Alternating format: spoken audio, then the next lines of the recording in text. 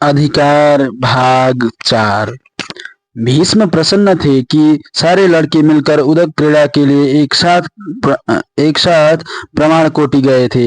बीच बीच में उनके कानों में कुछ ऐसी बातें भी पड़ी थी जो उनके मनोनुकूल नहीं थी। जब जब उन्हें लगता था कि धृतराष्ट्र और पांडु के पुत्र अलग अलग दलों में विभाजित हो रहे हैं या उनमें किसी प्रकार का वैमनस्य बढ़ रहा है, उन्हें अच्छा नहीं लगता था। भीम और दुर्योधन में कोई मतभेद हो जाए, कहासुनी हो जाए, मारपीट भी हो जाए तो वे उससे विचलित नहीं होते थे। लड़के हैं, इतना उधम तो करेंगे ही, किंतु वह झगड़ा दो दलों का हो और उनमें विभाजन धृतराष्ट्र और पांडु के पुत्रों के आधार पर हो, इसे वे शुभ लक्षण नहीं मानते थे। इस प्रकार के विभाजन में उन्हें कुरुक्षेत्र का संपूर्ण विनाश ध्वनित होता सुनाई पड़ता था। इसलिए जब उन्हें सूचना मिली कि दुर्योधन ने प्रमाण कोटि में उदक क्रीड़न का आयोजन किया है और उसमें वे सारे लड़के बिना किसी भेदभाव के गए हैं, तो उन्हें अच्छा लगा। वे धृतराष्ट्र और पांडु के पुत्र नहीं थे, वे सब भीष्म के पौत्र थे, सारे भरतवंशी कौरव थे। उनमें किसी भी प्रकार का विभाजन या विरोध विरोध तो होना ही नहीं चाहिए था।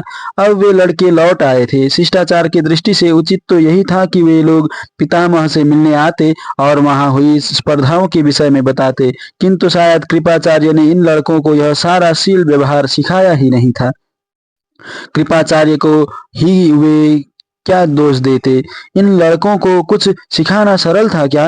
लड़के तो आजकल स्वयं भीष्म ही इन लड़कों को वह सब सिखा पाए हैं क्या जो जो कुछ वे इन्हें सिखाना चाहते थे?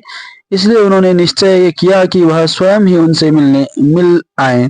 पहले धृतराष्ट्र का भवन पड़ता था, भीष्म वहीं पहुंचे। कैसे हो पुत्रों? अत्यधिक प्रसन्न है पितामह। दुर्योधन बोला, प्रमाण कोटि अत्यधिक रमणीय स्थली है, वहां तो बार बार जाने का मन होता है। आप कभी वहां गए हैं पितामह? भीष्म ने साहस उसे देखा। गया हूँ वत्स, मैंने राज्य में दूर दूर तक यात्राएं की हैं, प्रमाण कोटि तो यहीं निकट ही है। तुमने कैसे कल्पना कर ली थी कि मैं वहां कभी नहीं गया हूँगा? आप वृद्ध हैं न पितामह? वृद्ध हो गया हूँ पुत्र, जन्म से तो वृद्ध नहीं था। पितामह से तुम लोगों को वहां जाने का कोई लाभ भी हुआ? लाभ ही लाभ हुआ पितामह। दुर्योधन बहुत ही उल्लसित था। क्या लाभ हुआ? दुर्योधन का उल्लास भीष्म को कुछ असाधारण लगा। द्यूत में अधिक शशि जीत गए हो क्या? नहीं पितामह। दुर्योधन ने कुछ इस प्रकार कहा जैसे भीष्म अपने अज्ञान में उसकी उपलब्धियों को अत्यंत असाधारण बना रहे हों। हमने दौड़ने का अभ्यास किया, जल क्रीड़ा की, तैरने की प्रतियोगिताएं की, खड्ग गदा मल्ल युद्ध, लक्ष्य संधान, क्या नहीं था वहां। मुझे तो पहली बार मालूम हुआ कि क्षत्रिय राजकुमारों के लिए कैसा परिवेश अपेक्षित है। अग्नि होगी तो ही तो कोई उसमें तपेगा। भीष्म को अच्छा लगा, यद्यपि उनके मन में दुर्योधन को लेकर सदा यह संदेह बना ही रहता था कि उनके सामने जिन आदर्शों में वह अपनी आस्था व्यक्त करता था, वह उसकी अपनी आस्था थी अथवा भीष्म को प्रसन्न करने के लिए वह सुज्ञ के समान उन वचनों का वाचन मात्र करता था।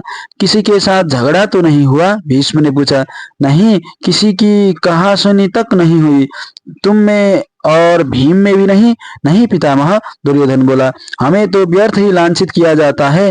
इस बार तो हमारा ही व्यवहार सबसे अधिक मैत्रीपूर्ण रहा है। सुखी हुआ। भीष्म बोले, इस प्रकार मैत्री भाव बनाए रखो, कुरुकुल का इसी में कल्याण है। भीष्म उठ खड़े हुए, वह वस्तुतः प्रसन्न थे। एक दुर्घटना भी हुई पितामह। उनके उठते उठते विकर्ण बोला। क्या? भीष्म की दृष्टि उस पर ठहर गई। तू चुप रहा, दुशासन ने उसे डांटा। क्यों? उसे बोलने का अधिकार क्यों नहीं है? भीष्म ने दुशासन की ओर देखा और फिर वह विकर्ण की ओर पलटे। कैसी दुर्घटना हुई पुत्र? विकर्ण तत्काल बोल नहीं पाया। दुशासन का निषेध जैसे उसकी चेतना पर टंगा हुआ था। उसकी दृष्टि एक बार दुशासन पर टिकी भी। फिर सहसा ही उसने ऐसी मुद्रा बनाई जैसे न उसे दुशासन की कोई चिंता हो और न वह उससे डरता हो। हमारा रसोइया चक्रवाल प्रमाण कोटि से नहीं लौटा है पितामह, वह वहीं कहीं खो गया है। खो क्या गया है? दुर्योधन बोला। वहां से कुछ दूरी पर ही उसका ससुरालय है, कहीं वहीं चला गया होगा। जाता तो कह कर नहीं जाता। विकर्ण पुनः बोला। तो चुप रहा। दुशासन ने उसे पुनः डांटा। भीष्म की मुद्रा कठोर हो गई। तुम विकर्ण को धमका रहे हो दुशासन, वह भी मेरे सामने। बड़ों की उपस्थिति में इस प्रकार का व्यवहार शील विरुद्ध है। फिर विकर्ण तुम्हारा भाई है। मैं तुम सब से मिलने आया हूँ। मैं चाहता हूँ कि तुम लोग मुझसे पूरी आत्मीयता से अपने मन की बात करो। तुम उसे एक सूचना भी नहीं देने देते। तुम्हें अपने भाइयों के दमन का अधिकार किसने दिया? दुशासन के चेहरे पर उद्दंडता के भाव थे। उस पर भीष्म की ताड़ना का तनिक भी प्रभाव नहीं हुआ था। अपनी उद्दंडता को छिपाने का भी उसने कोई प्रयास नहीं किया था। बड़े अभिनयी भाव से बोला, बकवाद इसका स्वभाव बन गया है। जब सुयोधन भैया आपसे बात कर रहे हैं तो इसे बीच में बोलने की क्या आवश्यकता है? इसी तर्क के अनुसार जब वह मुझसे बात कर रहा है तो तुम्हें उसे इस प्रकार धमकाने की क्या अधिकार है? दुशासन ने बुरा सा मुंह बनाया, किंतु उसके चेहरे पर न तनिक सी लज्जा का भाव व्यक्त हुआ न ग्लानि का। हाँ, तुम क्या कह रहे थे विकर्ण? उन्होंने पूछा। यदि चक्रवाल कहीं जाता तो कहकर ही भी तो जा सकता था। उसने कोई सूचना नहीं दी और वह लुप्त हो गया। उसकी कोई चिंता भैया सुयोधन नहीं कर रहे हैं। जब वह देर रात तक घर नहीं पहुंचा तो उसकी पत्नी उसे खोजती हुई आई थी, किंतु सुशासन ने न चक्रवाल को खोजने का प्रयत्न किया, न उसकी पत्नी से ठीक बात की और न उससे तनिक भी सहानुभूति प्रकट की। पितामह, क्या हमारा अपने भृत्यों के प्रति कोई दायित्व नहीं है? भीष्म गंभीरता पूर्वक उसे देखते रहे। यह लड़का ठीक कह रहा था। स्वामी को अपने भृत्यों, दासों तथा सेवकों के प्रति भी कोई दायित्व होता है। तुमने ठीक ही किया पुत्र, जो मुझे बता दिया। वे बोले, मैं देखूंगा उसे खोजने के लिए क्या किया जा सकता है। यदि वह संकट में है तो उसकी सहायता की जानी चाहिए, और यदि वह अपनी इच्छा से बिना बताए चला गया है तो उसे उसके लिए दंडित किया जाना चाहिए। भीष्म चल पड़े। उनके मन में चक्रवाल के लिए चिंता थी। वह कहाँ रह गया? कहीं ये लड़के ही तो उसकी अपनी असावधानी में उसे प्रमाण कोटि में ही नहीं छोड़ा है, या वह वन में किसी हिंस्र पशु के हाथ तो नहीं पड़ गया, या कहीं सचमुच ही वह अपनी इच्छा से भाग गया है। किंतु चक्रवाल से अधिक चिंता उन्हें दुर्योधन और दुशासन की थी।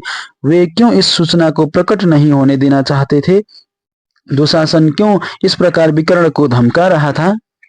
धृतराष्ट्र धृतराष्ट्र के इन दोनों बड़े पुत्रों का व्यवहार अत्यंत अभद्र और चिंताजनक होता जा रहा था। जब वे अपने भाई से इस प्रकार व्यवहार कर रहे थे तो अन्य लोगों से कैसा व्यवहार करेंगे?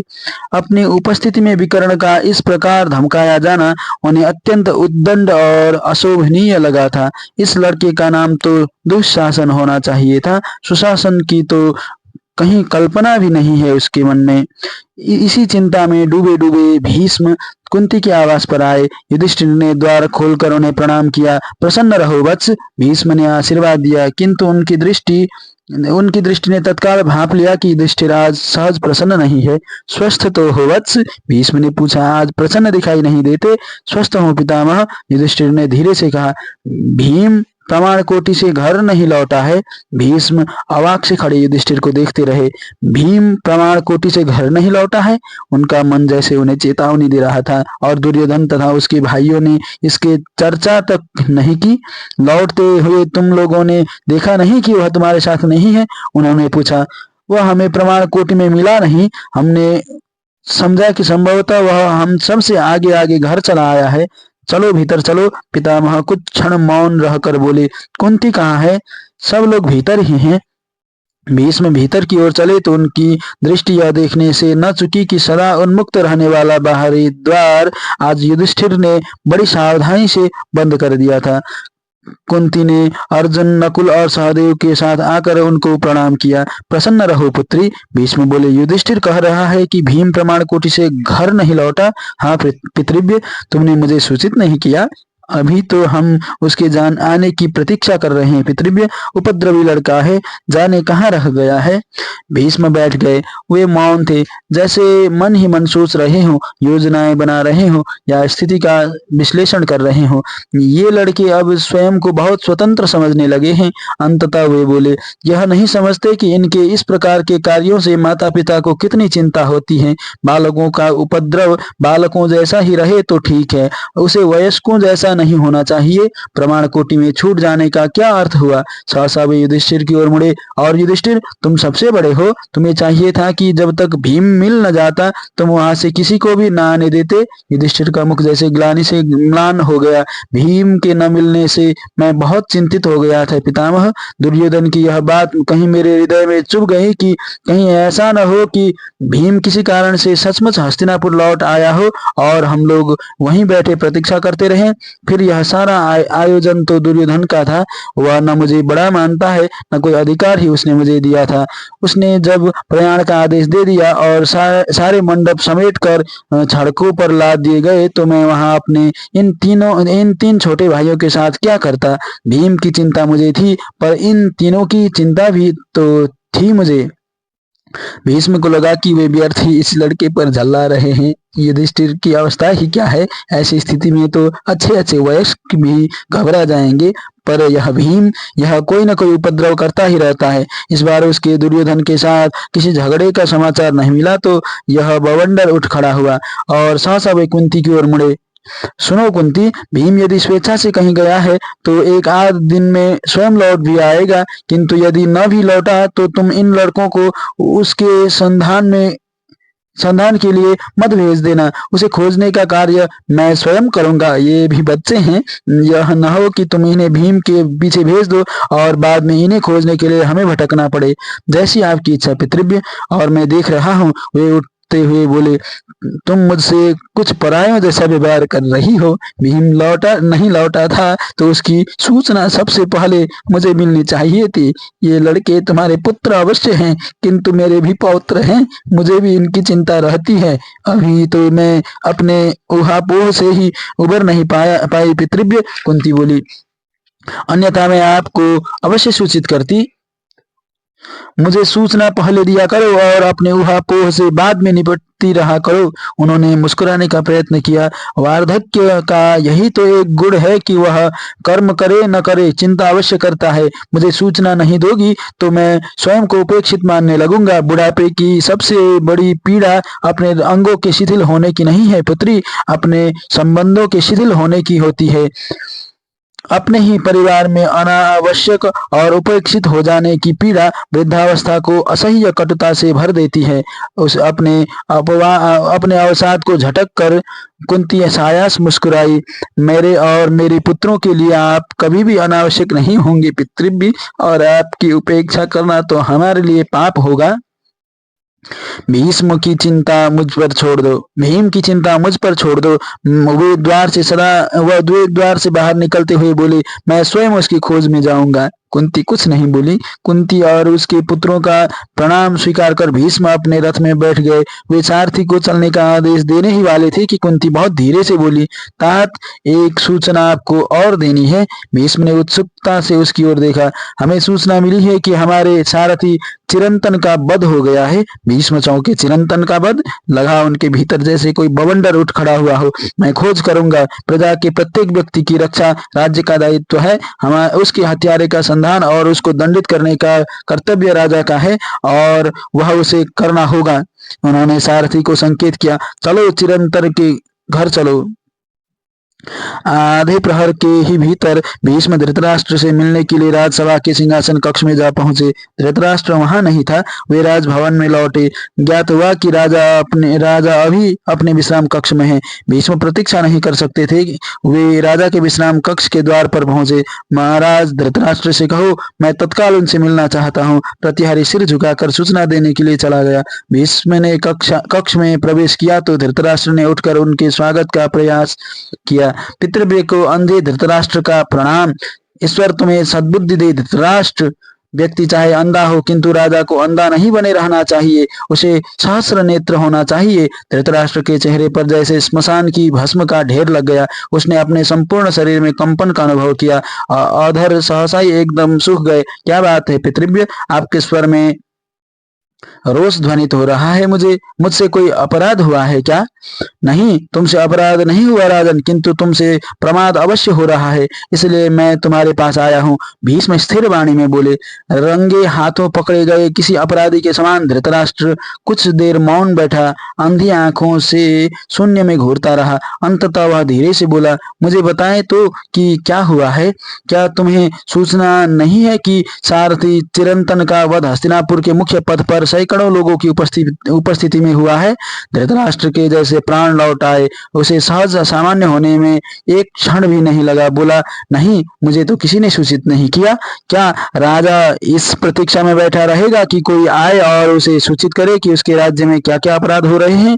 क्या यह राजा का दायित्व नहीं है कि वह ऐसी व्यवस्था करे कि उसके राज्य में अपराध न हो तो उसकी सूचना राजा को तत्काल मिले और सूचना मिलते ही अपराधी को बंद कर उसे दंडित करने का प्रक्रिया आरंभ हो जाए? ऐसा ही होता है पितृव्य।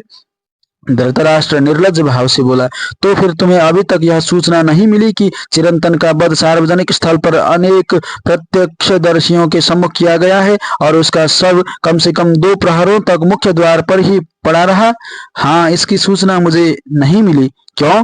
किसी के प्रमाद के कारण। मैं देखूंगा। यह किसी का प्रमाद नहीं, तुम्हारा अपना ही प्रमाद है राजन।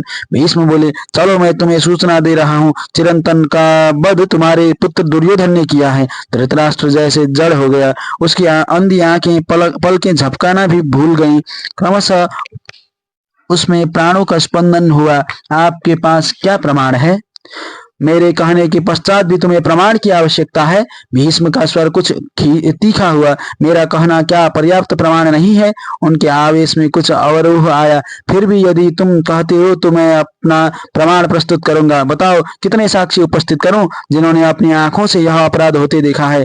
धृतराष्ट्र किम कर्तव्य विमूढ़ सा बैठा बैठा अपनी अंधी आंखों से शून्य को घूरता रहा और फिर उन्मत्त सा अपने हाथों से अपना माथा पीटने लगा। मार डालो मेरे पुत्रों को, एक एक कर सबको सूली पर चढ़ा दो। मैं अंधा हूँ, कुछ कर नहीं सकता, कुछ कह नहीं सकता। एक नीच सारथी के प्राणों के लिए राजकुमारों के प्राण ले लो, कर दो कुरुवंश का नाश। और अपने उन्माद में धृतराष्ट्र सहसा ही मंच छोड़कर नीचे उतर आया और फर्श पर सिर पटकने लगा।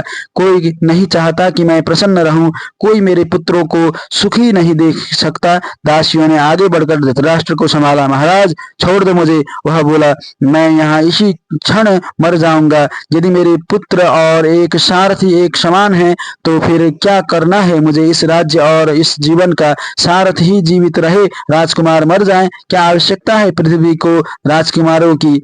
भीष्म ने धृतराष्ट्र को रोकने का तनिक सा भी प्रयास नहीं किया। वह खड़े खड़े देखते रहे। यह धृतराष्ट्र का प्रलाप था या नाटक?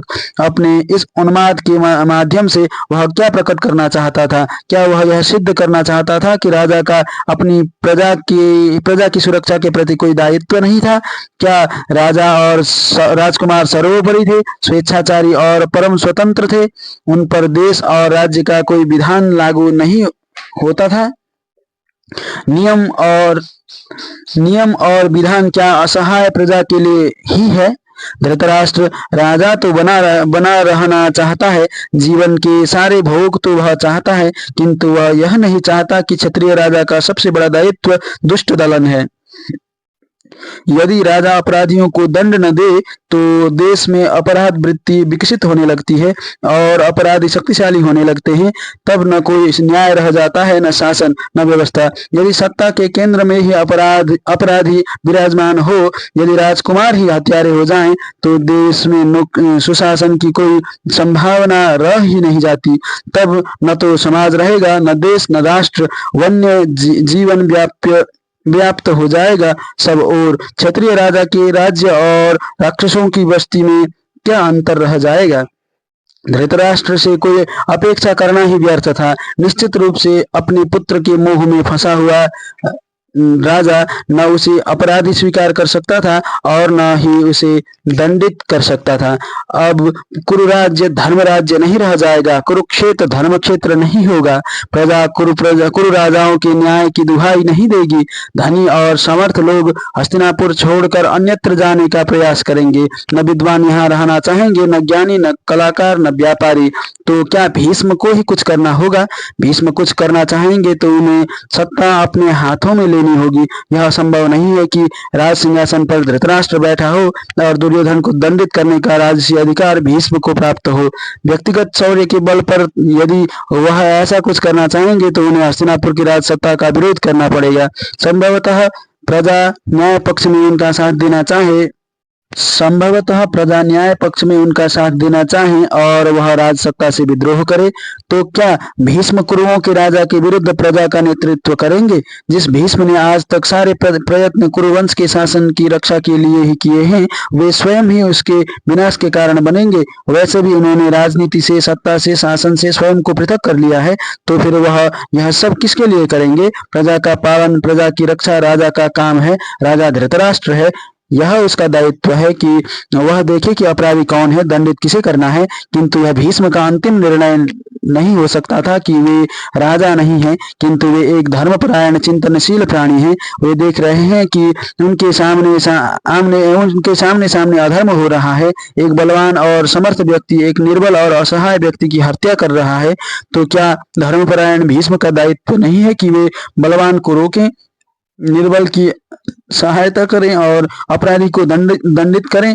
उसके लिए सत्ता और अधिकार की क्या आवश्यकता है? उनके गुरु परशुराम बिना किसी राजकीय अधिकार के ही अम्बा की न्याय की पुकार कर उन्हें दंडित करने आए थे। तो क्या भीष्म को न्याय की पुकार नहीं सुननी चाहिए? क्या उन्हें सारथी चिरंतन के हत्यारे को दंडित नहीं करना चाहिए? और फिर वे चाहे राजा न हो, कुरुवृद्ध तो है ही, वे इस वंश के सबसे वयोवृद्ध पुरुष हैं, इन लड़कों के अभिभावक हैं। क्या यह उनका धर्म नहीं है कि वे अपने वंश के लड़कों को अधर्म के मार्ग पर न चलने दें? क्या दुर्योधन के अभिभावक के रूप में उन्हें इस अपराध के लिए उसे दंडित नहीं करना चाहिए?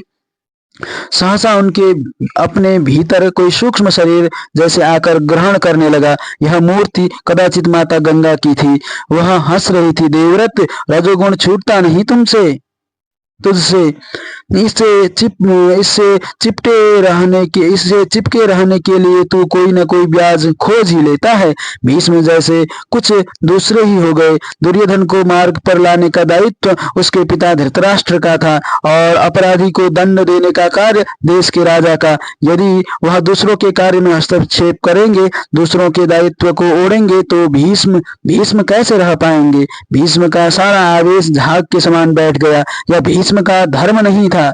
वे विचित्र वीर्य के पुत्र धृतराष्ट्र के विरुद्ध न तो राजनीतिक शक्ति बनना चाहते थे, न उसके मार्ग की बाधा। वे न अपनी प्रतिज्ञा तोड़ना चाहते थे, न अपने मन में राजसत्ता का लोभ जगाना चाहते थे। तो उनका धर्म, वह न धृतराष्ट्र को बदल सकते हैं, न दुर्योधन को। यदि हस्तिनापुर को इनसे मुक्ति चाहिए तो उसे अपना राजा बदलना पड़ेगा। ओह, युधिष्ठिर कब बड़ा होगा और सिंहासन पर बैठकर संपूर्ण राजसत्ता अपने हाथ में लेगा? अभी निराशा की कोई बात नहीं है। आशा की एक किरण उन्हें दिखाई दे रही है। अपनी मर्यादा में रहते हुए भी वे हस्तिनापुर में धर्म की स्थापना में सहायक हो सकते हैं। यदि युधिष्ठिर का युवराज्याभिषेक हो जाए तो दुर्योधन के अधिकार अपने आप संकुचित होने लगेंगे। युवराज के रूप में युधिष्ठिर धृतराष्ट्र के अधर्ममय कृत्य पर अंकुश लगा सकेगा। वह उसे धर्म संगत परामर्श दे पाएगा और वयस्क होते ही वह हस्तिनापुर का राजा होगा, पूर्ण शक्ति संपन्न सर्वाधिकार प्राप्त कुरुवंश का धर्मराज।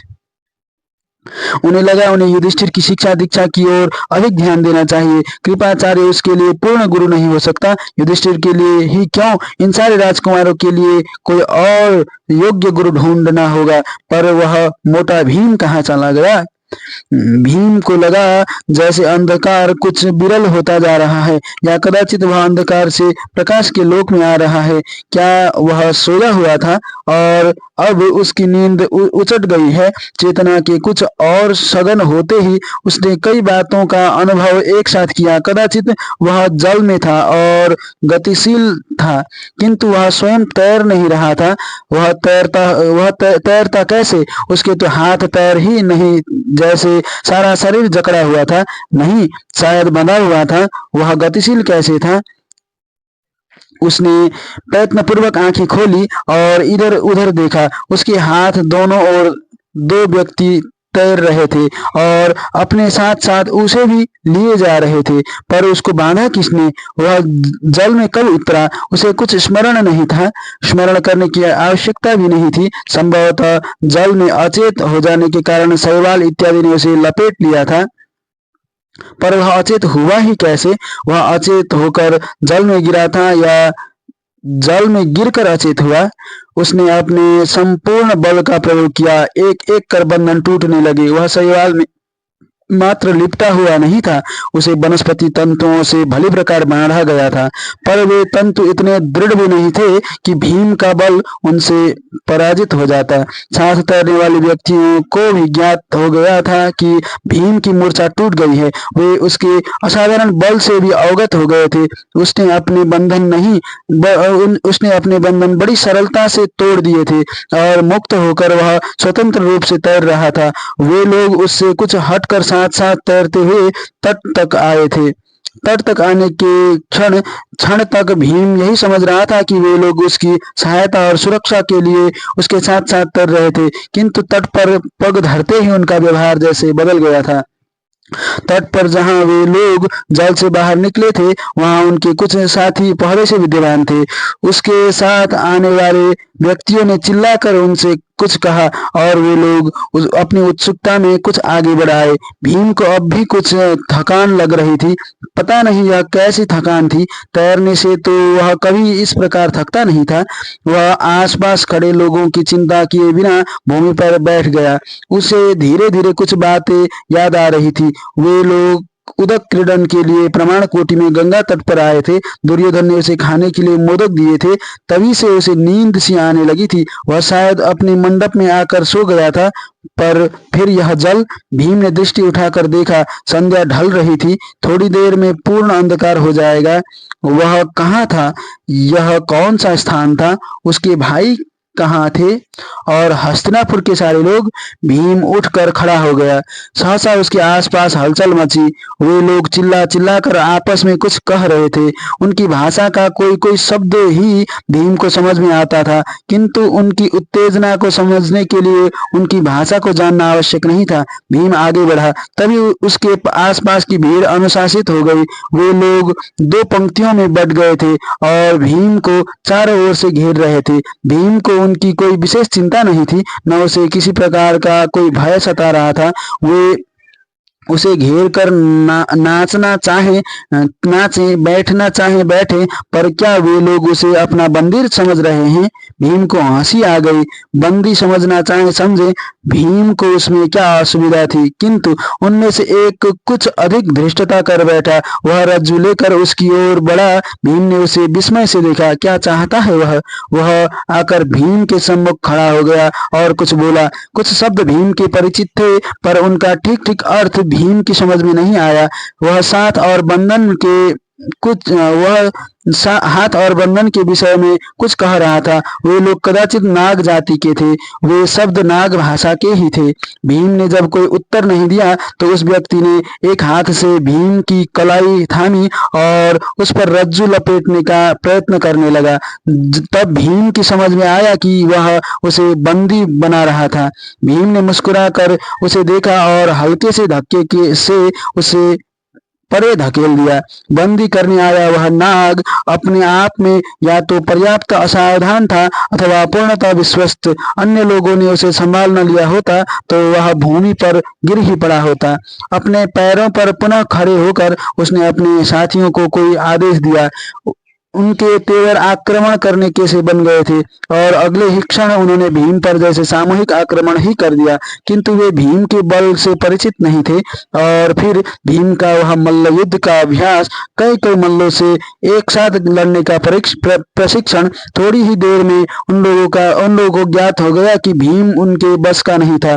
इतनी ही देर में उनके कई साथी भीम के हाथों पिट चुके थे अथवा भूमि पर रगड़े जा चुके थे। उनके नेता ने उन्हें पुनः कोई आदेश दिया। आदेश का पालन हुआ। वे लोग भीम को छोड़कर हट गए और कुछ दूर जाकर भीम को केंद्र में रखकर वृत्ताकार बैठ गए। वे भीम के निकट नहीं आ रहे थे, किंतु उसे मुक्त कर दूर भी नहीं जा रहे थे। कदाचित वे अपने अन्य साथियों की प्रतीक्षा कर रहे थे। भीम की इच्छा हो रही थी कि उनसे मैत्रीपूर्ण ढंग से बात करे, उन्हें बताए कि वह स्वयं कौन है और उनसे उनका परिचय मांगे। वह यह जानने को अत्यधिक व्यग्र था कि वह प्रमाण कोटि से यहाँ तक कैसे आ गया, हस्तिनापुर के शेष लोग कहाँ हैं और वह हस्तिनापुर से कितनी दूर है। रात होने को थी, उसे अपने भाइयों और माता के निकट जाना चाहिए था। वे लोग अवश्य ही चिंता कर रहे होंगे, किंतु उसे इस विचित्र खेल में भी आनंद आने लगा था। उसका मन हो रहा था कि ये सब मिलकर फिर से उस पर आक्रमण करे और वह फिर से उन्हें खदेड़े। अखाड़े में किए गए मल्ल युद्ध के अभ्यास में वह आनंद कहाँ था। अभ्यास तो फिर अभ्यास ही था, किंतु वे लोग उस पर आक्रमण नहीं कर रहे थे। एक बार तो भीम के मन में आया कि वह उनमें से एक आध को उठाकर दूर फेंक दे या फिर किन्हीं दो को गर्दन से पकड़कर उनके मुंड परस्पर भिड़ा दे। शायद उसके पश्चात वे लोग उस पर आक्रमण करें, पर भीम का अपना विवेक ही उसे इस प्रकार के कृत्य से रोक रहा था। उसके लिए तो यह क्रीड़ा मात्र होगी, किंतु वे अपरिचित लोग जो पहले से ही विरोध का कुछ भाव लिए बैठे थे, उसे अवश्य ही अपना शत्रु समझने लगेंगे। बिना सोचे समझे इस प्रकार की विचित्र और अज्ञात स्थिति में इतने लोगों को अपना शत्रु बना लेना भीम के हित में तनिक भी नहीं था। किंतु भीम की समझ में यह नहीं आ रहा था कि इस प्रकार उसे घेर कर बैठे रहने का क्या अर्थ हो सकता है। वे लोग भीम के थक जाने या सो जाने की प्रतीक्षा कर रहे हैं या अपने और साथियों के आ जाने की।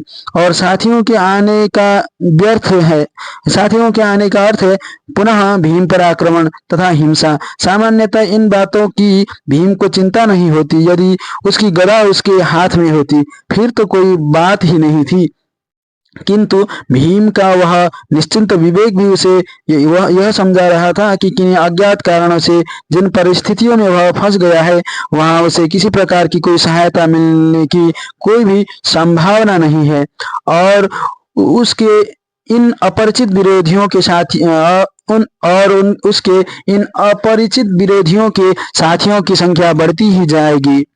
पर विरोध का कोई कारण भी तो भीम की समझ में आए। वे लोग उससे बात तो करें, उसे बताएं तो कि इस विरोध का कारण क्या है, वे लोग उससे चाहते क्या हैं। भीम उनसे अकारण ही शत्रुता नहीं चाहता, किंतु वह उनसे भयभीत नहीं है। वे यदि उसे क्षति पहुंचाने का प्रयत्न करेंगे तो निश्चय ही भीम उनसे युद्ध करेगा, जैसा भी होगा, जिस प्रकार भी बन पड़ेगा। तभी उनकी एक और टोली आती हुई दिखाई दी। टोली में अधिक लोग नहीं थे, कदाचित यह उनके योद्धाओं की टोली थी ही नहीं। नव आगंतुकों का सबने सिर झुकाकर अभिवादन किया।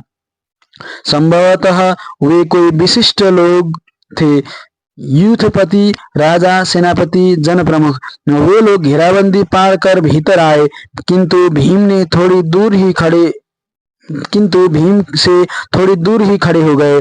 उन्होंने भीम का पूरी गंभीरता से निरीक्षण किया, थोड़ी देर परस्पर विचार विमर्श किया और तब तक अत्यंत वृद्ध व्यक्ति उसके निकट आया। उसकी मुद्रा में तनिक भी आक्रामकता नहीं थी और इतने वृद्ध व्यक्ति पर आघात करने की बात भीम के लिए अकल्पनीय थी। वह वृद्ध तो पितृव्य भीष्म से भी अधिक वय का प्रतीत हो रहा था।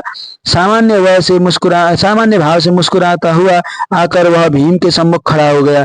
भय न करो पुत्र, हम तुम्हारे शत्रु नहीं है, वह बोला। हम तुम्हें कोई क्षति नहीं पहुंचाना चाहते। हमारे युवक तुमसे भयभीत हैं। संभव है इन लोगों ने तुमसे बहुत शिष्ट व्यवहार न किया हो।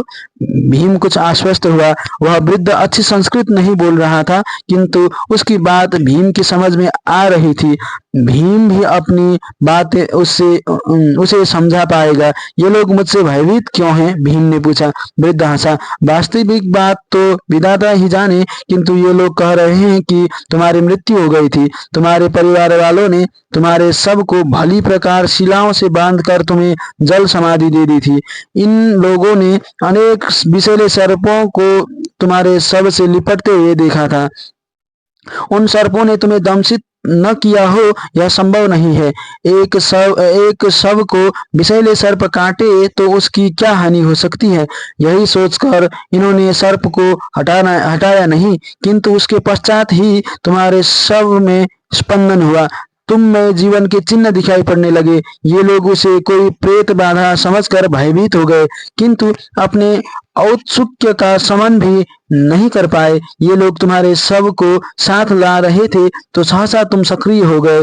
तुमने अपने बंधन तोड़ दिए और स्वयं ही तैरने लगे। ये लोग मानते हैं कि या तो तुम स्वयं ही प्रेत योनि के जीव हो, या फिर किसी प्रेतात्मा ने तुम्हारे इस मृत शरीर पर आधिपत्य कर लिया है। यही कारण है कि ये लोग तुम्हें बांध कर ही रखना चाहते हैं, ताकि तुम इन्हें कोई हानि न पहुंचा सको। किंतु मेरी तो मृत्यु नहीं हुई थी। भीम बोला, इन्होंने इतने सारे अनुमान कैसे लगा लिए कि मेरे परिवार ने मेरे शव को जल समाधि दी थी, और तुमने सत्य ही कहा है। वृद्ध मधुर भाव से बोला, ये सब इनके अनुमान मात्र ही हैं, किंतु ये मिथ्या कथन नहीं कर रहे वत्स। तुम्हारा शरीर वनस्पतियों के कठोर कठोर तंतुओं में दृढ़ता पूर्वक बांधा गया था। यह तो अपने बंधन तोड़ते समय तुमने भी देखा ही होगा। हाँ आर्य, देखा था। यह बताओ कि तुम्हारे यहाँ जीवित व्यक्ति को इस प्रकार बांधकर नदी में बहा देने का कोई उत्सव होता है क्या? नहीं। तो फिर तुम्हें क्यों बहाया गया? कहीं ऐसा तो नहीं कि मैं तैरते तैरते अचेत हो गया हूँ और फिर शैवाल तंतुओं से लिपटता चला गया हूँ। वृद्ध ने मौन रहकर कुछ क्षणों तक भीम को निर्निमेष देखा। वस्तुतः वह भीम को नहीं देख रहा था, वह उसके कथन पर विचार कर रहा था। विचार कर वह किसी निष्कर्ष पर पहुंचा।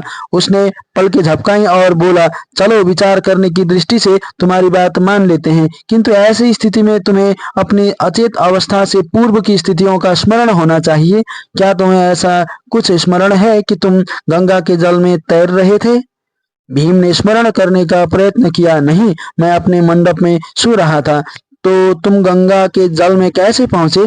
वृद्ध मानव अपने अनुमान की सत्यता प्रमाणित होने पर मुस्कुराया। और फिर हमारे युवकों का कहना है कि वे वनस्पति तंतु जल वनस्पति के नहीं, स्थल वनस्पति के थे। इतना ही नहीं, उन तंतुओं में गांठें मछलियों ने तो नहीं ही लगाई होंगी। फिर तुम्हारे शरीर के साथ भारी पत्थर किसने बांधे थे और क्यों बांधे थे? सबको जल समाधि देते हुए ये पत्थर इसलिए बांधे जाते हैं कि सब कहीं फूल कर जल के ऊपर न आ जाए, वह जल के भीतर तल पर ही रहे और जल तंतु उसे खा जाएं। भीम कुछ नहीं बोला, वह चिंतन की मुद्रा में चुपचाप खड़ा रहा। वृद्ध पुनः बोला, एक और बात विचार करने की है। भीम ने उसकी ओर देखा। हमारे युवकों ने निश्चित रूप से विषैले सर्पों को तुम्हारे शरीर से लिपटते और तुम्हें दंश मारते देखा है। इसमें वे भूल नहीं कर सकते। क्यों? क्योंकि हम लोग नाग जाति के हैं। विभिन्न प्रकार के सर्पों और उनके विष आदि के विषय में हमारे युवक प्रशिक्षित हैं। तो सर्पदंश के पश्चात सामान्यतः एक जीवित मनुष्य को अचेत हो जाना चाहिए और अचेत व्यक्ति को मृत्यु को प्राप्त हो जाना चाहिए था, किंतु तुम्हारे साथ इसके ठीक विपरीत हुआ। वृद्ध हंसा। तुम मृत से अचेत हो गए और अचेत से सचेत हो गए।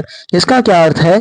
इसका अर्थ है कि तुम्हारे शरीर में कालकूट अथवा ऐसा ही कोई बहुत भयंकर विष पहले से ही वर्तमान था, जिसने तुम्हें अचेत कर रखा था और अचेतावस्था से तुम क्रमशः मृत्यु की ओर जा रहे थे। वृद्ध मुस्कुराया। मैं यह मानकर चल रहा हूँ कि तब तक तुम मृत नहीं थे, केवल मूर्छित थे। तो भीम ने बिना सोचे समझे अपना प्रश्न दोहराया। सर्पदंश ने तुम्हारे शरीर में पहले से विद्यमान विष का प्रतिकार कर डाला और तुम चेतना की ओर लौटने लगे। वृद्ध ने रुककर उसे देखा। यदि हम इस अनुमान को सत्य मान लें तो तुम न कोई प्रेत हो और न ही किसी प्रेतात्मा ने तुम्हारे शव पर आधिपत्य जमा रखा है। तुम जीवित मनुष्य हो, किंतु तुम्हें बहुत विचित्र स्थिति में जीवन मिला है। विधाता ने तुम पर असाधारण और असामान्य कृपा की है। वैसे इस प्रकार की घटनाओं में कई बार पहले से विद्यमान विष अथवा सर्पदंश से शरीर में प्रविष्ट विष में से कोई अंश अविनष्ट स्थिति में रहकर शरीर की हानि भी कर सकता है। हम उसका भी उपचार जानते हैं। हम तुम्हारी पूर्ण चिकित्सा भी कर देंगे, किंतु उससे पहले तुम हमारा परिचय जानना चाहते सकते हैं। वत्स, वृद्धों के तर्कों ने जहाँ भीष्म की अनेक उलझनों को सुलझाया था, वहाँ उसके मन में अनेक नए प्रश्न भी खड़े कर दिए थे। क्या सचमुच उसके शरीर में विष प्रविष्ट हो गया था? पर कैसे? क्या भोजन में उसे विष दिया गया था? किंतु भोजन तो सबने एक साथ ही किया था। तो क्या सुयोधन के वे मोदक, उनको खाने के पश्चात से ही उसे नींद आनी आरंभ हो गई थी? क्या उसी के कारण वह अचेत हो गया था? क्या सुयोधन ने ही उसे बंधवा कर गंगा में फेंकवा दिया था? भीम की आंखें क्रोध से फड़कने लगी थी।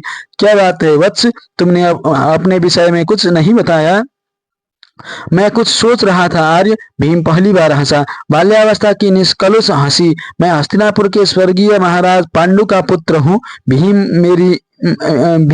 मेरी माता का नाम कुंती है। वृद्ध ने जैसे किसी आवेश में आकर आगे बढ़कर भीम के कंधों पर हाथ रखने का प्रयास किया, किंतु भीम के आकार प्रकार के कारण वह बहुत सुविधाजनक नहीं था। अतः उसने उसकी कटी पर ही अपनी हथेलियां जमाई। अब तक के सारे वार्तालाप में उसकी वाणी मधुर ही रही थी, किंतु अब तो जैसे वह स्नेह प्लावित हो गई थी। तुम कुंती के पुत्र हो क्या? तुम कुंती के पुत्र हो? पृथा के? हाँ, भीम बोला। आप मेरी माता को जानते हैं क्या? वृद्ध का उल्लास अत्यंत व्यग्र हो उठा था। मैं तुम्हें अपने वक्ष से नहीं लगा सकता, तुम ही मेरे कंठ से लग जाओ पुत्र। आओ मेरे वक्ष को शीतल करो। वृद्ध ने अपनी भुजाएं फैला दी। भीम चकित और अवाक खड़ा था। जाने कौन था वह वृद्ध, क्यों इतना प्रसन्न था और माता कुंती से कैसे परिचित था? भीम ने झुककर पहले अपना मस्तक वृद्ध के कंधे पर रखा और फिर उसे अपने भुजाओं में भर लिया। वृद्ध उसके शरीर को सहलाता रहा जैसे अपनी कोई चिर तृषा मिटा रहा हो, और फिर आलिंगन त्याग कर सीधा खड़ा हो गया। मुझे पहचानते हो वत्स? जानते हो मैं तुम्हारा कौन हूँ? नहीं आर्य, मैं आपसे पहले कभी नहीं मिला। सत्य कहते हो पुत्र, हमारी भेंट पहले कभी नहीं हुई। वह बोला, मैं आर्यक नाग हूँ, तुम्हारे मातामह का मातामह। मेरी पुत्री मारिशा का पुत्र था तुम्हारा मातामह सूरसेन। और सहसा ही आर्यक का स्वर उल्लास शून्य हो गया। एक बार मारिशा यहाँ से गई क्या? फिर कभी उसे देख ही नहीं पाया। उसे क्या किसी को भी नहीं देखा, बस सुनता ही आया। उसके पुत्रों और पौत्रों के विषय में सुनता रहा। मारिशा की पौत्री कुंती भोज के घर पर पल रही है, यह भी सुना। पांडु के साथ पृथा के विवाह की भी चर्चा सुनी। फिर तुम्हारे पिता के देहांत की भी सूचना आई। मैं बस सुनता ही रहता हूँ पुत्र, कुछ कर नहीं पाता। कोई मुझसे मिलने नहीं आता, मैं किसी के पास जा नहीं सकता। यहाँ बैठा बैठा अपने युवकों द्वारा लाए गए समाचार सुनता रहता हूँ और विधाता को कोसता रहता हूँ, क्यों मुझे इतना दीर्घायु दिया? पुत्री तो क्या, दौहित्र तक का देहांत हो गया और मैं अभी बैठा ही हूँ। सहसा उसने रुक कर आंखों में आए आंसू पोंछ डाले। आज रोऊंगा नहीं, आज हर्षोल्लास का दिन है, आज तो उत्सव है। आज मेरे दौहित्र मेरे घर आया है। वृद्ध भीम की भुजा पकड़कर अपने साथ आए लोगों के निकट ले गया। इन्हें प्रणाम करो पुत्र भीम, ये हमारे राजा हैं, नागराज वासुकी। भीम ने उसे प्रणाम किया। वासुकी ने आशीर्वाद की मुद्रा में हाथ उठा दिया। आर्यक ने उपस्थित लोगों को भीम का परिचय दिया और फिर घोषणा कर दी, भीम मेरे घर पर रहेगा। भीम के लिए यह सारा अनुभव अद्भुत था। जीवन के यथार्थ जैसा तो यह था ही नहीं, स्वप्न लोक की कथा थी जैसे, जहाँ कोई नियम नहीं होते, बड़े से बड़ा अनिष्ट भी उसके अनुकूल होता जाता था। यह एक व्यक्ति जिसे शत्रुता बस विष दे दिया गया हो, जिसकी हत्या हो चुकी हो, जिसके अंतिम संस्कार के रूप में उसे बांध कर जल समाधि दे दी गई हो, उसका विष उपचार करने के लिए मानव शत्रु सर्प आ जाए और अपने दंश से काल का नहीं, अश्विनी कुमारों का कार्य कर जाएं, और फिर शत्रुता भाव से उसे बंदी बनाकर जो लोग अपने स्थान पर ले आए, वे भी उसके अपने संबंधी निकल आए। बीच बीच में भीम के मन में माता और भाइयों की स्मृति कौंध जाती थी। वे लोग अत्यंत व्याकुल होंगे, वे उसे खोज रहे होंगे, किंतु यह वृद्ध आर्यक था जो भीम को न इस अद्भुत घटना का रस ले पाने का अवकाश दे रहा था, न किसी की चिंता कर पाने की स्वतंत्रता। वह अपनी बातों और योजनाओं में भीम को अनवरत उलझाए हुए था। आर्यक के साथ साथ भीम भी उसके घर आया। जिसे आर्यक ने अपना घर कहा था, वह कुटीरों का पूरा एक ग्राम था। आर्यक का परिवार ही इतना बड़ा था, प्रत्येक दंपति के पास अपना एक पृथक कुटीर था, किंतु शेष सारी संपत्ति ही नहीं, जीवनचर्या भी पूर्णतः सामूहिक ही थी। पुत्रों, पौत्रों, प्रपौत्रों, प्रपौत्रियों से भीम की भेंट करवाकर आर्यक ने उसे आदेश दिया कि वह नहा कर आए। भीम की इच्छा थी कि वह पेट भर भोजन करे और तान कर सो जाए, किंतु आर्यक का विचार था कि पहले उसका विष उपचार होना चाहिए। ऐसा न हो कि उसके शरीर में विष का कोई अंश रह जाए और विलंब होने से वह उसकी हानि करे। यद्यपि आज भीम का अधिकांश समय गंगा के जल में ही बीता था, तो भी उसे नहाने के लिए जाना ही पड़ा। वृद्ध आर्यक का स्नेहाग्रह इतना वेगपूर्ण था कि उसे टालना भीम के लिए कठिन हो गया था। भीम नहा कर आया तो आर्यक ने उसे एक पृथक स्थान पर खड़े अश्वत्थ वृक्ष के नीचे बने चबूतरे पर बैठा कर उसे घेरते हुए गेरू के अनेक वृत्त बनाए। कुछ अन्य आकृतियां भी बनाई जो भीम की समझ से बाहर थी। आकृतियां बना लेने के पश्चात उसने भीम के लिए अबोधगम्य भाषा में कुछ मंत्र पढ़े और भीम पर पुष्पों के साथ कुछ अन्य सुगंधित वस्तुओं की वर्षा की। फिर निश्चिंत होकर उसने भीम को एक बड़े भांड में से ढालकर पीने के लिए एक तरल पदार्थ दिया।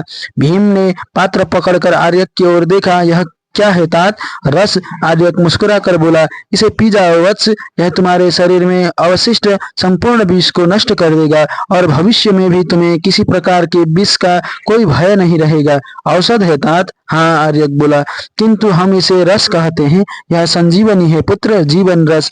भीम ने तन के अनिच्छा से एक घुट पिया। एक घुट कंठ के नीचे उतारते ही उसके चेहरे के भाव बदल गए। जिसे वह औषध समझकर बहुत अनिच्छा से गटक रहा था, वह तो वस्तुतः रस था, अत्यंत स्वादिष्ट और स्फूर्तिदायक। भीम ने ललक पूर्वक पात्र खाली कर दिया। स्वादिष्ट है? आर्यक ने पूछा। अलौकिक है। भीम की प्रसन्नता अत्यंत मुखर होकर उसके चेहरे पर प्रकट हुई थी। इसे पियो पुत्र, जितना पी सको उतना पियो। आर्यक बोला, यह हम नागों की एक विशिष्ट उपलब्धि है जो भाग्य से ही तुम्हें मिल रही है।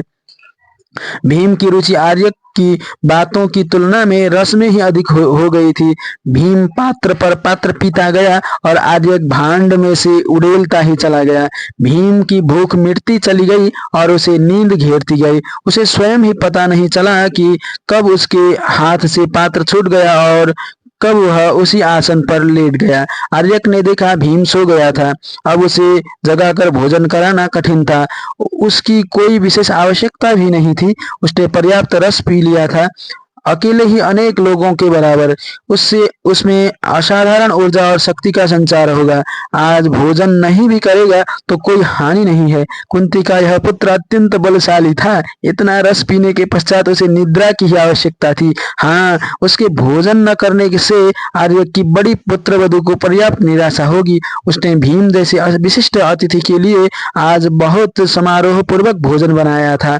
आर्यक ने एक कंबल मंगवाकर भीम को ओढ़ा दिया और उसके आसपास कोलाहल करते बच्चों को दूर भगा दिया।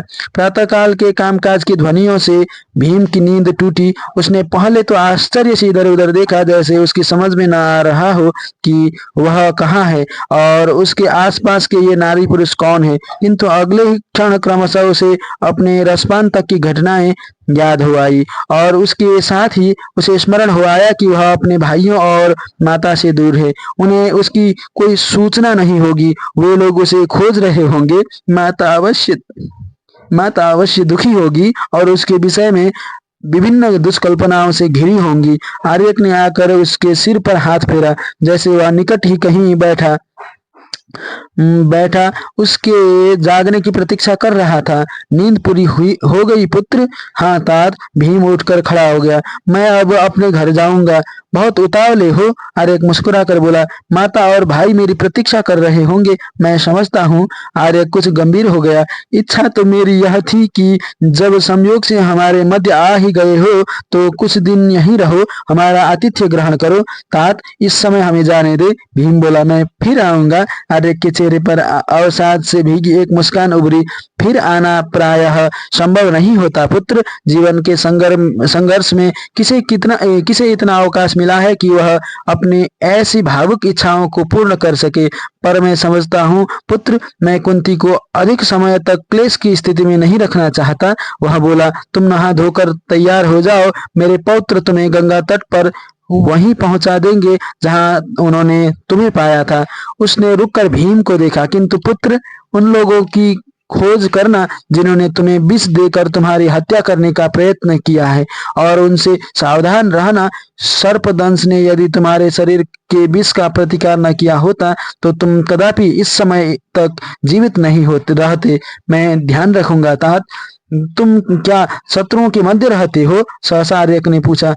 हैं तो वे हमारे बंधु ही। भीम का स्वर अतिरिक्त रूप से गंभीर हो गया। किंतु जाने क्यों हमारे शत्रु हो रहे हैं। बंधु बांधवों की परस्पर शत्रुता कुल के विनाश की द्योतक होती है पुत्र। आर्यक बोला। तुम उनसे सावधान रहना। भीम ने आकर भीष्म को प्रणाम किया। भीष्म ने अतृप्त नेत्रों से तन्मय होकर उसे देखा, जैसे अपनी तृष्णा को शांत कर रहे हो। फिर बोले। कहाँ रह गए थे तुम? भीम ने अकबका कर पितामह को देखा। क्या बताए वह? सत्य असत्य? सत्य बताना घातक हो सकता है और असत्य असत्य अनुचित था। अब चुप खड़ा है। भीष्म स्वयं समझ नहीं पा रहे थे कि उनके आक्रोश में कितनी वास्तविकता थी और कितना मात्र प्रदर्शन था। उपद्रव करने से पहले क्यों नहीं सोचता कि परिवार में सब लोगों को चिंता होगी, सब व्याकुल हो इधर उधर दौड़ रहे होंगे, सबकी मन शांति नष्ट हो जाएगी। और सहसा उनका स्वर कुछ मंद हुआ। क्या कहीं सोया रह गया था? एक बार तो भीम के मन में ज्वार उठा। कह डाले दुर्योधन के सारे दुष्कृत्यों की गाथा। समझ जाए पितामह भी कि वह कैसा सोया था। दुर्योधन ने तो चाहा था कि वह एक बार ही सदा के लिए सो जाए। अपने आवेश में कदाचित वह कुछ कह भी डालता, पर तभी उसकी दृष्टि पहले युधिष्ठिर पर पड़ी और फिर कुंती पर। उनकी आंखों में स्पष्ट निषेध था। भीम खींच उठा। ये लोग नहीं उसे सत्य कहने देंगे, न असत्य। नींद सबको प्यारी होती है। अंततः भीष्म ही बोले। किंतु सोने की भी कोई सीमा होती है। कौन नहीं सोता? किंतु कोई तुम्हारे समान भी सोता है। भीम को लगा यदि वह कुछ नहीं बोला तो पितामह बोलते ही जाएंगे। कब तक सुनता रहेगा वह? इसे तो अच्छा है कि वह एक बार सत्य बता ही दे। मैं सोया नहीं था पितामह, वह बलपूर्वक बोला। कुंती का मन कांप उठा। आवेश में कहीं भीम सत्य ही न बता दे। छोटे छोटे पुत्र हैं उसके। आरंभ से उसने असत्य भाषण का निषेध किया है और आज वह उन्हें सत्य भी नहीं बोलने दे रही, तो क्या करें उसके ये अबोध बच्चे? कुंती मन ही मन ग्लानि का अनुभव कर रही थी। कैसे असमंजस में डाल दिया है उसने अपने बच्चों को। यह कैसी नीति सिखा रही है वह अपने पुत्रों को। पर सहसा उसके अपने मन ने ही दूसरा तर्क किया। उसके पुत्र न किसी तपोभूमि में रह रहे थे और न ही वे ऋषि कुमार थे। वे राजकुमार थे और एक क्रूर, अन्यायी तथा सर्वभक्षी राजनीतिक परिवेश में पल रहे थे, जहां सत्य और न्याय की चर्चा भी घातक हो सकती थी। उनके लिए नीति तथा राजनीति दोनों का ही ज्ञान तथा व्यवहार आवश्यक था। नीति सिखाते सिखाते वह उनके प्राण नहीं ले सकती थी। उन्हें सिखाना होगा कि विपत्ति के काल में नीति के साथ साथ उन्हें अपनी रक्षा कैसे करनी है। राज परिवारों में, राजाओं के व्यवहार में, राजनीति के कठिन क्षणों में बहुत कुछ ऐसा होता है जो सर्वथा गोपनीय होता है। राजकुमारों का संपूर्ण जीवन ऋषिपुत्रों के समान सर्वविदित नहीं हो सकता। क्या स्वयं कुंती ने अपने कानीन पुत्र की बात गुप्त नहीं रखी? सोए नहीं थे तो क्या मृगया के लिए चले गए थे? भीष्म कुछ और रुष्ट हो गए लगते थे। उन्होंने स्पष्ट देखा था कि भीम के मन में न ग्लानि थी, न आंखों में संकोच। वह तो ऐसे व्यवहार कर रहा था जैसे उसमें उससे कोई भूल हुई ही न हो, जैसे उसने प्रमाद से किसी के लिए कोई असुविधा खड़ी न की हो। भीम ने एक बार फिर अपनी माता और युधिष्ठिर की ओर देखा और असहाय की इसी स्थिति में सिर झुका लिया। उसने यह तो कभी सोचा ही नहीं था कि उसी की हत्या का प्रयत्न किया जाएगा और उसी को अपराधी के समान अपने ऊपर लगाए गए आरोपों का उत्तर देना पड़ेगा। बार बार माता की ओर क्या देखते हो? भीष्म की खींच जैसे रह रह कर ज्वालामुखी के समान फूट रही थी। वे तुम्हें बचा लेंगे क्या? वे तुम्हारे पितामह से भी बड़ी हैं। और सहसा जैसे उनका रोष चुक गया। मैं मृगया का विरोधी नहीं हूँ। क्षत्रिय कुमार मृगया तो करते ही हैं, किंतु जाने से पहले किसी को सूचना तो देनी ही चाहिए ना। उन्होंने रुककर भीम की ओर देखा, किंतु जब भीम इस बार भी कुछ नहीं बोला तो वे पुनः बोले, या तुमने सोच लिया है कि घर के बड़ों के मन पत्थर के हो गए हैं, उन लोगों को कोई चिंता ही नहीं होती। तुम्हें क्या पता है कि जब जब तक तुम नहीं आए, पीछे हम सब के लिए एक एक क्षण कैसा भारी हो रहा था। तुम वहां आखेट करते फिर रहे थे और हमारे मन घायल मृगों के समान रक्त वमन कर रहे थे।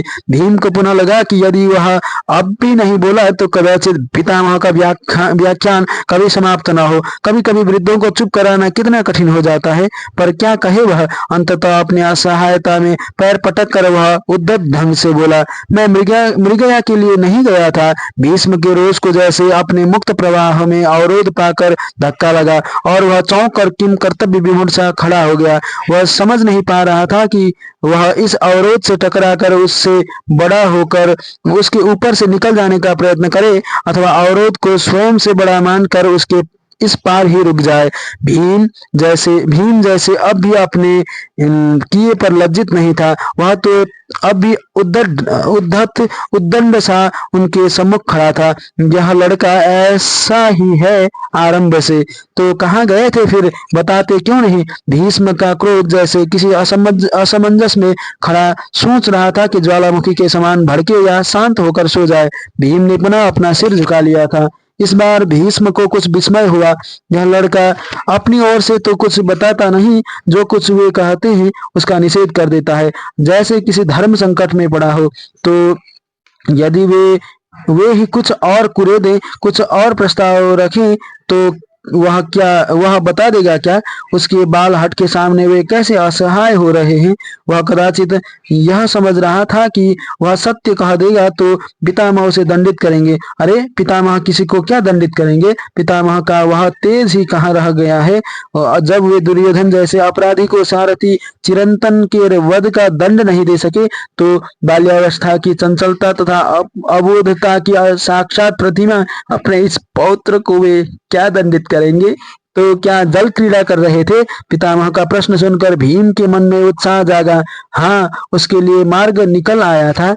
उसने सिर झुकाकर जैसे अपनी भूल स्वीकार की। हाँ पितामह, मैं गंगा में बहुत दूर तक निकल गया था। भीम की इस आत्मस्वीकृति पर जैसे भीष्म के मन में स्नेह का उत्सव फूट आया। एक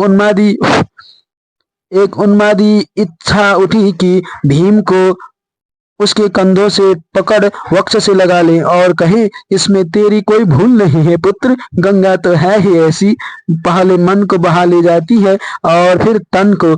मैं भी उसमें कितने कितने योजन तैर जाया करता था, किंतु उन्होंने अपने भावुकता की अश्व की वल्गा खींच ली। उन्होंने ऐसा कुछ कह दिया तो भीम और भी उत्साहित होगा और गंगा में ही घर कर लेगा। गंगा के मोह से वे परिचित थे। उनके पिता शांतनु उसी मोह के बंदी रहे।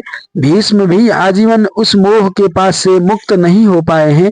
और अब भीम नहीं, क्रीड़ा का उन्माद कोई अच्छी बात नहीं है। भीष्म ने कृत्रिम रोष जताया। अपने आप को अनुशासित करना सीखो। जिन लोगों के साथ गए थे उन्हीं के साथ रहना चाहिए था। ऐसे तो तुम युद्ध करने जाओगे तो तुम्हें यह भी ध्यान नहीं रहेगा कि तुम कहाँ हो और तुम्हारी सेना कहाँ है। भीष्म ने दृष्टि उठाकर भीम की ओर देखा। भीम उनकी बात कदाचित ध्यान से सुन नहीं रहा था, या शायद सुन तो रहा था किंतु उनसे सहमत नहीं हो रहा था। उसके आनंद पर उद्धतता अब भी थी, जैसे उस पर अनुशासन अनुशासन न किया जा रहा हो, दमन किया जा रहा हो। कैसे थोड़ी थोड़ी देर में एक दीर्घ निश्वास छोड़कर उपेक्षा पूर्वक आकाश की ओर देखता था। भीष्म को अपने इस उद्दंड पौत्र का यह रूप एकदम अच्छा नहीं लगा।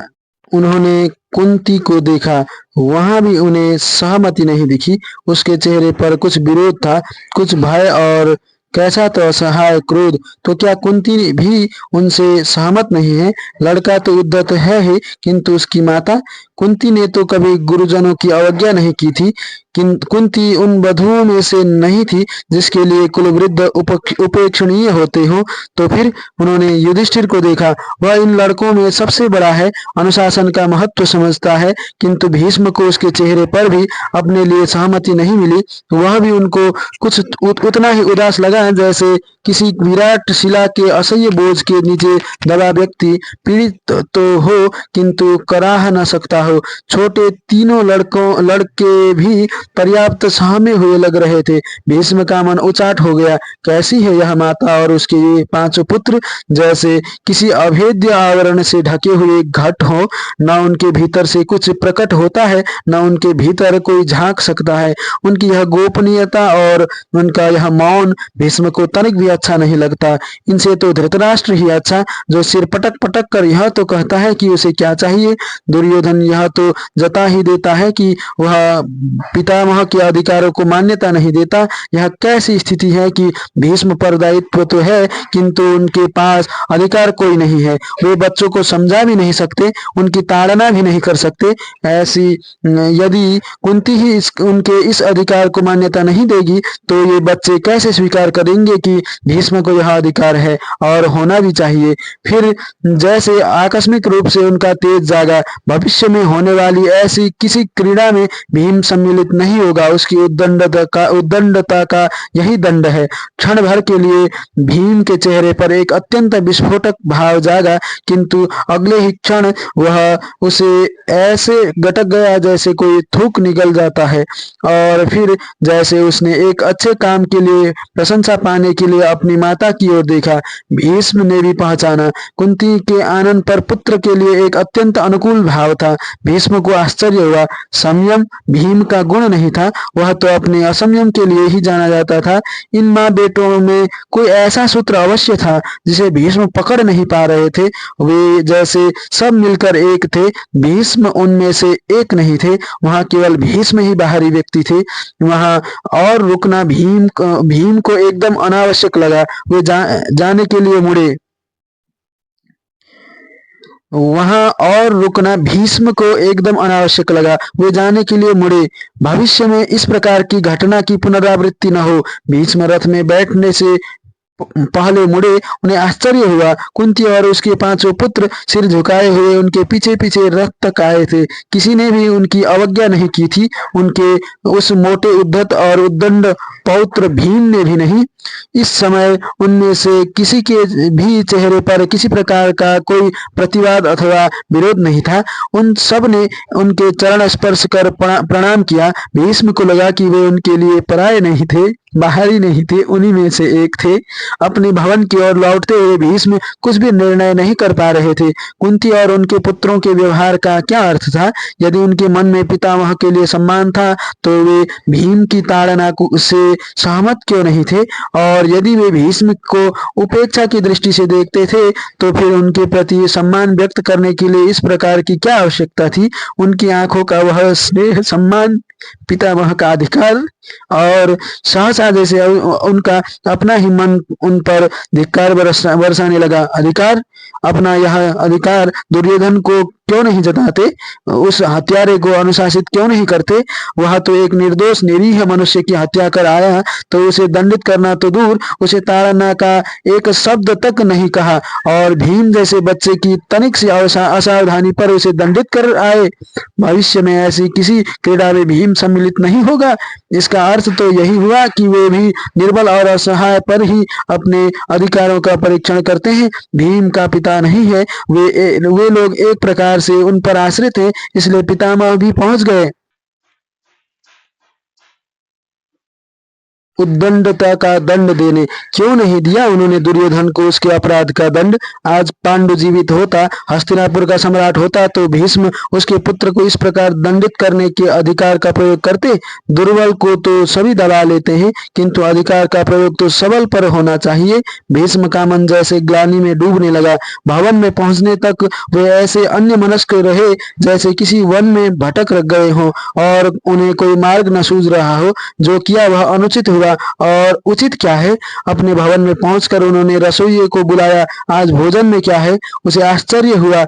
आज बरसों बाद भीष्म ने भोजन में रुचि दिखाई थी। इधर तो वह जो भी साग पात बनवा देता था वह बिना ध्यान दिए चुपचाप खा लेते थे। कुछ विशेष पकाना है स्वामी, आज अच्छा भोजन बनाओ, स्वादिष्ट मांस भी हो और मिष्ठान्न भी, मात्रा भी पर्याप्त रखना। भीष्म बोले, आज मेरे पौत्र मेरे साथ भोजन करेंगे। कौन से पौत्र? सुयोधन और उसके भाई? नहीं, युधिष्ठिर और उसके भाई। किंतु वे तो केवल 5 ही हैं, अधिक मात्रा का क्या करना है? और अरे वह मोटा है ना, भीम, वह बड़ा पेटू है, बहुत खाता है। भीष्म की वाणी में स्नेह छलछला रहा था। मैं चाहता हूँ कि वह छक कर खाए। बहुत दिनों से उसने मेरे साथ बैठकर भोजन नहीं किया है। क्या उनका अपने पितामह के अन्न पर कोई अधिकार नहीं? भीष्म अपने भीतर ही कहीं खो गए थे।